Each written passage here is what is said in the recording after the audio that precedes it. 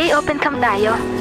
Ang tagal na nga pala natin naglalaro pero di pa tayo nakikita kahit sa cameraman lang.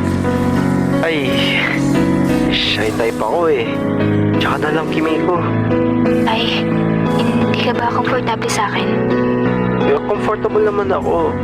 Kaso lang kasi hindi pa ako ready magpakita. Bakit naman? Wala akong confidence sa sarili ko eh. Ganun ba? Sige, okay lang naman. Sa susunod na lang tayo mag-open cam. Thank you for understanding, Kimiko. By the way, Jay, taga saan ka nga pala? Ako? Ano, sa Caloocan? Hindi ko alam bakit ko sinabing taga-Caloocan ako kahit taga-QC lang naman ako.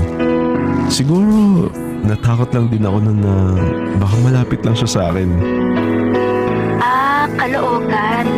Taga QC lang ako. Sabi na eh. Feel ko kasi malapit lang siya sa akin eh. Natatakot din kasi ako na baka mag-aya to ng meet-up.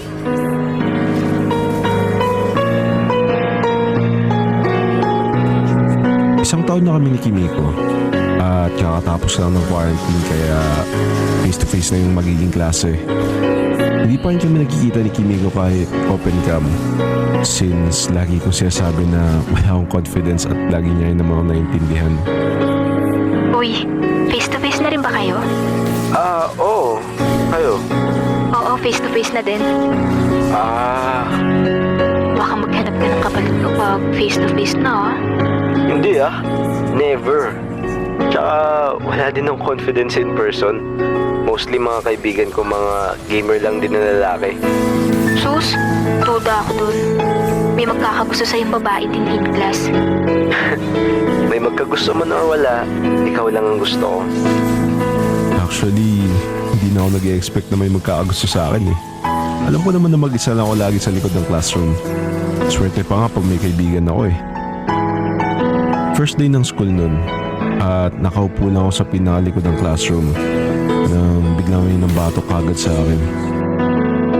Hoy, ba't ka nakaupo dyan? Ay, sorry po. Umalis ka nga dyan. Magkakatabi kami ng mga kaibigan ko dito sa likod.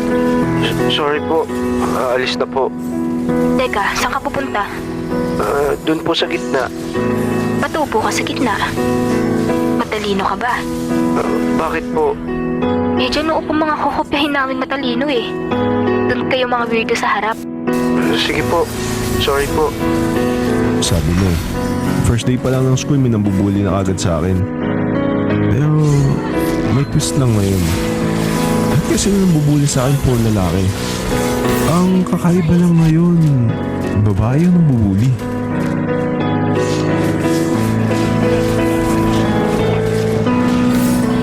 Ano? Kamusta first day of school mo? Okay lang naman. Parang normal of first day of school lang. Wala ka namang nakitang maganda doon.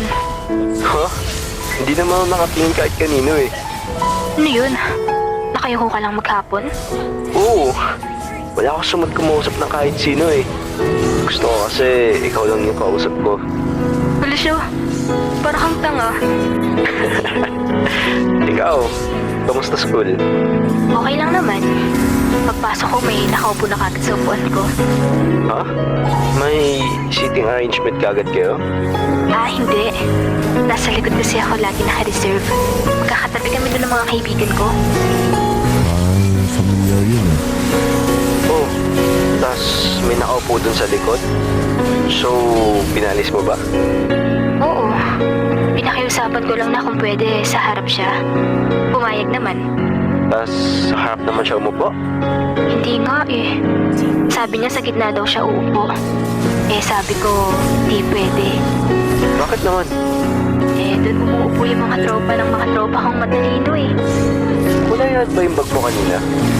Ha? Paano mo alam?